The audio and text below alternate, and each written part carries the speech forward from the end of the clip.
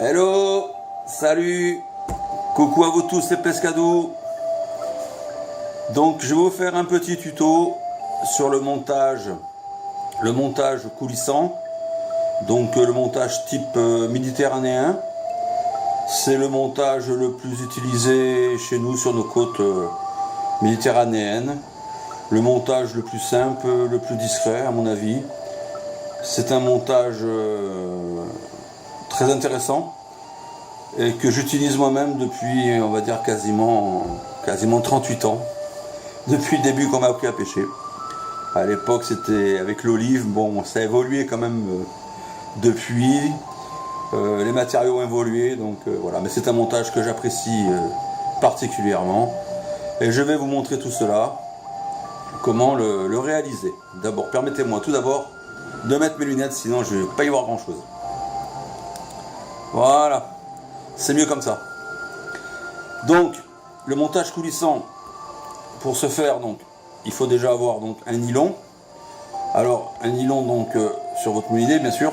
Bon, là, il n'y a pas de moulinet, c'est la bobine directement, mais c'est pareil. Donc, le nylon que j'utilise moi, c'est un nylon de marque Yuki. C'est le Kenta. Moi, j'utilise du 30 centièmes. C'est un bon compromis entre résistance et discrétion, on va dire. Voilà. Résistance dans le sens où je peux faire des lancers appuyés avec des plombs de 100 grammes, voire 130 grammes, jusqu'à 150 grammes même. J'ai lancé jusqu'à du 150 grammes. Je vous garantis que le Kenta en 30 centièmes, il ne casse pas. Je ne prends jamais, je ne monte jamais d'arraché conique. Je pêche en direct, voilà, sans arracher. Voilà, donc le Kenta de chez Yuki, je vais vous montrer la bobine, hein, voilà, donc ça ressemble à ça. Donc ce sont des bobines de 1000 mètres en 30 centièmes. Faut compter, elle est à 32,99 TTC, si j'ai bonne mémoire. Donc ça c'est tarif Cabesto maintenant, bon, vous le trouvez chez n'importe quel détaillant, hein. Voilà. Donc c'est vraiment un super produit, bon c'est mon point de vue, il est peut-être pas partagé par tous, mais moi en tout cas je vous garantis que je l'apprécie et je l'utilise depuis maintenant 2 ans. Donc je répète, le Kenta de chez Yuki, voilà. Donc ça c'est le nylon, attention on est sur du nylon là, hein. C'est pas de la tresse, c'est pas du fluorocarbone, hein. Pour les moulinets, nylon, bon, il y en a qui garnissent leur moulinet avec de la tresse, moi ça a toujours été le nylon, je connais pas la tresse, je vous en parlerai pas. Voilà. Donc, une fois qu'on a le nylon, je veux dire, ensuite, pour ce style de montage, il nous faut un coulisseau. Un coulisseau aussi appelé anti-angle. Donc voilà, je vous présente l'objet en question. Donc voilà le coulisseau anti-angle. Donc moi j'utilise des coulisseaux de marque Sassam. Ils sont en inox, vous voyez, ils sont en fer. Non pas en plastique comme beaucoup de marques proposent, style Flashmare ou d'autres que je ne citerai pas. Alors pourquoi? Parce qu'en plastique, eh ben, tout simplement, au bout de quelques lancers, l'agrafe où il y a le plomb, elle cède, ça casse. Voilà.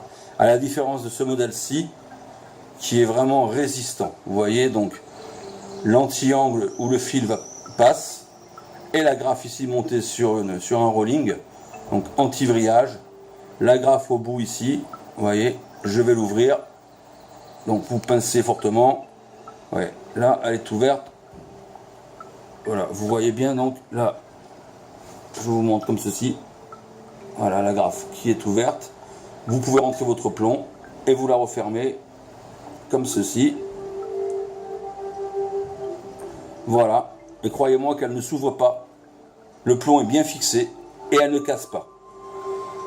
Vous voyez à chaque extrémité donc 2 morceaux de gaine silicone, on va dire, qui vient en fait, votre fil donc vient en buter sur cette gaine, ce qui fait que ça ne rend pas le coulisseau n'est pas coupant pour abîmer ou abraser votre fil, on va dire, votre nylon, hein, vous voyez, donc il est protégé par ces 2 gaines en extrémité.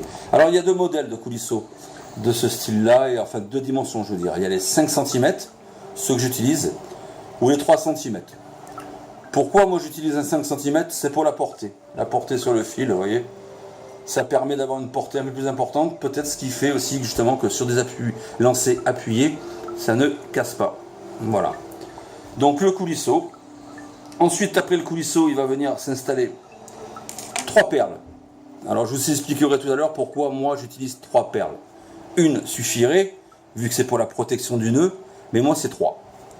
Donc, je parle de perles molles, hein, on voit bien qu'elles s'écrasent, perles noires, molles, voilà. Donc, 3 perles, voilà.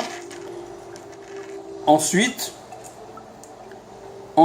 donc, il y a la fixation de l'agrafe. Donc moi j'utilise des agrafes avec rolling. Donc pareil, un rolling qui permet que le fil ne va pas vriller, vous voyez. Donc la fixation sur votre corps de ligne se fait par un nœud Palomar. Enfin moi j'utilise le nœud Palomar que je vous montrerai. Et là ensuite vous avez donc la fameuse agrafe, aussi résistante pour l'ouverture comme pour la fermeture, qui vous permet donc d'accrocher votre bas de ligne, votre traînard. Ensuite, que vous avez constitué. Donc, les traînards, ce sont les bas de ligne que j'ai fait ce matin. Donc, moi, je fais des traînards de 1,50 m minimum, voire 1,70 m, quand c'est pas 2 mètres même. Vous voyez. Donc, pour cela, j'utilise à ce moment-là un fluorocarbone et j'utilise du 25 centièmes. Important que votre traînard, votre bas de ligne, soit toujours inférieur à votre corps de ligne. Très important cela. Voilà. Et ensuite eh ben, vous avez donc les plombs. Donc là vous avez un plomb de marque Turkana. Ouais, ça c'est un 130 grammes. Je vous le mets à l'endroit, vous allez mieux voir. Voilà, Turkana, 130 grammes. Donc ça ce sont des plombs pour des lancers longue distance. Vous voyez, ils ont une forme bien spécifique. Dans cette gamme là il y a une multitude de plombs possibles. Hein. Vous avez des plombs phosphorescents pour les lancers de nuit, que vous éclairez avec une lampe UV. Ensuite, voilà, vous avez des plombs couleur sable, enfin, vous avez tout un panache de plombs incroyable. Ensuite, vous avez cette gamme-là aussi que j'utilise beaucoup. À la base, ce sont des plombs carpistes. Ce sont des plombs carpistes, mais qui sont très bien adaptés pour nos pêches, hein, de toute façon, Méditerranée. N'importe comment, la pêche de la Calais est très proche de la pêche du carpiste.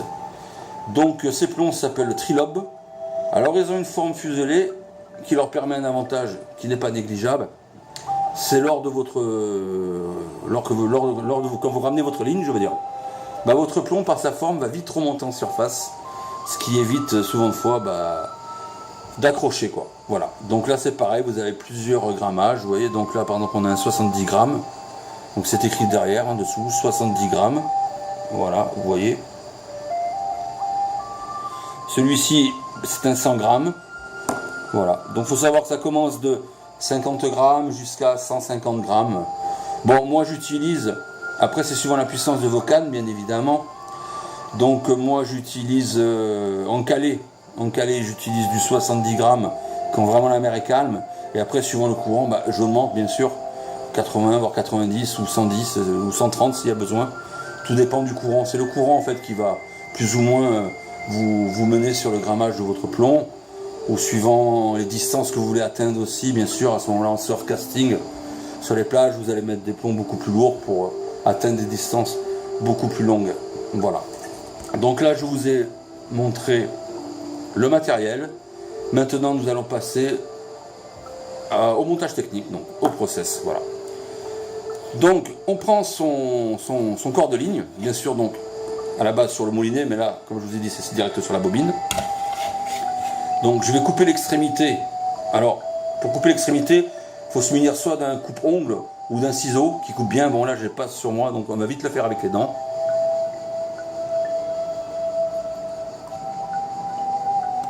Vous voyez, ça coupe aussi bien, seulement c'est pas l'idéal pour les dents.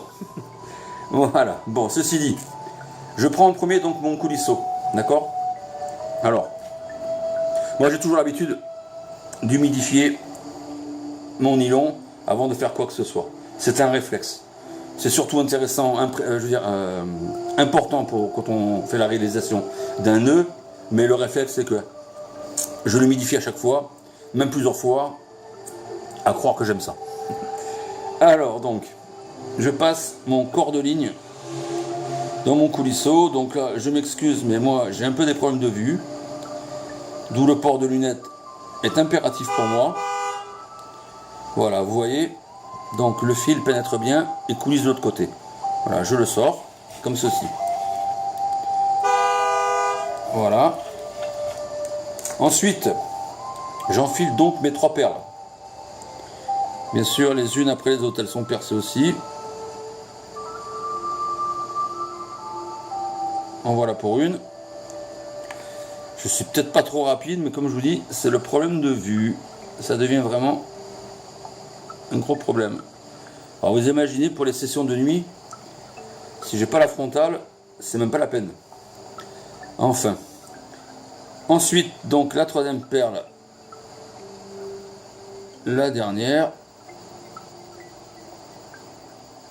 Hop là. La voici. Alors. Et voilà. Voilà, nous avons donc nos 3 perles. Alors tout à l'heure, je vous ai dit que j'allais vous expliquer pourquoi 3 perles. Ben, la première perle, donc, elle va venir en protection et buter pour protéger le nœud palomar qui sera réalisé sur la graffe. Et les autres derrière, leur but, en fait, c'est de pouvoir décaler ensemble. L'ensemble du coulisseau et de la graffe seront décalés. Je vous montrerai ça une fois que le nœud sera fait. Vous allez mieux comprendre ce que je veux dire.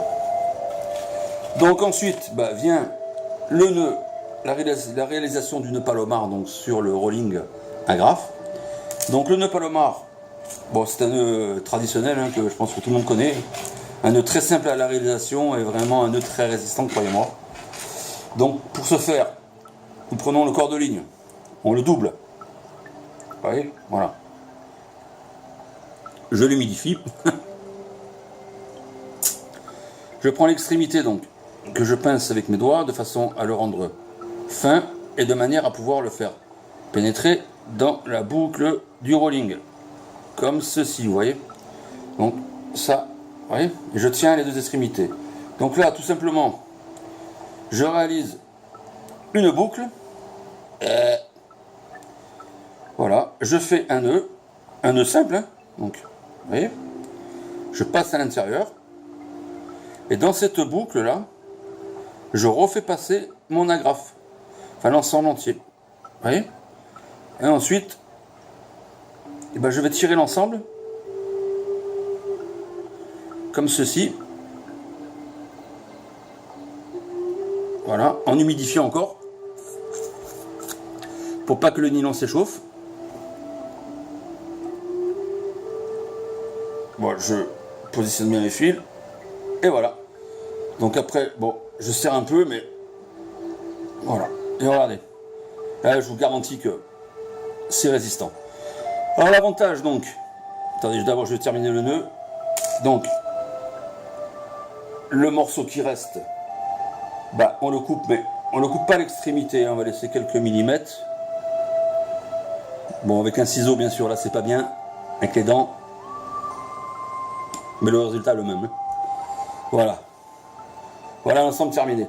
Donc l'avantage du nœud palomar, comme je vous dis, c'est que en fait, on n'a pas qu'un seul brin, mais on a 2 brins. 2 brins qui viennent en force dans l'œillet. Donc ça représente double force, quoi, je veux dire, voilà. Voilà. Alors donc maintenant les perles. Et ben, la première perle, donc elle va venir en protection du nœud, hein, parce qu'à chaque fois, le coulisseau au lancer, ben, avec le poids, il va venir taper, bien évidemment, il va taper là-dessus, donc à force de taper, ça pourrait quand même abîmer le nœud. Donc la première perle, son rôle, c'est la protection du nœud. Donc moi, à la limite, je la fais même rentrer un peu dans l'œillet. Vous voyez? Je la fais rentrer un petit peu dans l'œillet, comme ça, elle ne bouge plus. Et vraiment, elle me protège mon nœud. Sans que ça bloque le rolling. Vous voyez que ça tourne toujours bien, c'est libre. Ça ne peut pas créer ça ne peut pas faire vriller le fil, d'accord? Et les autres perles feront leur travail ainsi. Vous voyez? Donc quand ça va partir, voilà, celle-là elle bouge plus, elle est coincée, voilà. Hop, et l'ensemble descend. Voilà, donc le montage coulissant. Il me reste ensuite donc à fixer sur l'agrafe mon plomb. Donc, bah, j'ouvre mon agrafe comme je vous l'ai montré tout à l'heure. Je vais fixer donc un plomb trilobe. Voilà, vous fixez le plomb que vous voulez, hein. Trilobe ou plomb fuselé, enfin tout dépend, comme je vous dis, les courants, l'utilisation, la distance que vous l'atteindre et tout ça, quoi. J'ai toujours encore un problème de vue. faut dire qu'il manque un peu de lumière aussi là. Ah bah décidément. Voilà. Et je n'oublie pas surtout de refermer mon agrafe. Hein, si je veux pas voir mon plomb partir. Voilà l'ensemble. Terminé donc. Vous voyez? Donc, ce que je vous expliquais tout à l'heure, en fait. Attendez. Hop, c'est mieux comme ça, voilà, il y avait un nœud. Donc, ce que je vous expliquais tout à l'heure, le fait d'avoir les 3 perles, bah, vous voyez, vous avez un décalage. Là, ici, va venir mon bas de ligne. Ça permet qu'il y ait un décalage entre le bas de ligne et le plomb. De façon qu'au lancer, le bas de ligne ne vienne pas s'entourer autour du plomb. Ça évite ces désagréments. Voilà. Donc, vous voyez donc le système. Ensuite, là, ici, le bas de ligne posé au fond. Le plomb posé au fond. Comme ceci. Là, vous voyez pas bien, peut-être, j'oriente. Voilà, comme ça. Et donc, vous voyez votre bas de ligne. Hop, il peut coulisser. Vous voyez, ça coulisse sans faire bouger le plomb. Donc, c'est très discret. Et le sparidé, eh ben, ne peut pas s'apercevoir de ressentir l'effet du plomb, quoi. Ça coulisse parfaitement. Hein, voilà, je vous le montre bien. Voilà. Voilà, bah écoutez, l'ensemble est fini. Donc votre bas de ligne. Donc comme je vous l'ai expliqué, montage coulissant, ce qu'on appelle montage type méditerranéen. Il y a la discrétion, l'efficacité, la réalisation qui est simple. Et je vous garantis que moi j'en suis satisfait à 100%. Et je vous dirais même, je n'ai pas la connaissance, hein, je suis là pour apprendre, je serai un éternel apprenti. Mais je vous dirais quand même que je pense que pour vraiment être à la recherche de la grosse dodo, c'est ce montage-là qu'il faut. Le montage coulissant. Les empiles, les montages fixes, ça a certainement des grandes qualités, mais je pense pas que ce soit les meilleurs pour la dodo. Voilà. Sur ce, je pense vous avoir tout dit. J'espère que le tuto vous aura apporté un peu. J'espère surtout qu'il est clair, que j'ai essayé d'être le plus clair possible. Voilà. Sur ce, les pescadous paca, je quitte les lunettes. Excusez-moi, il fait un peu chaud. Ah. Et je vous salue. Je vous dis à bientôt. Coucou. Ciao, ciao, ciao.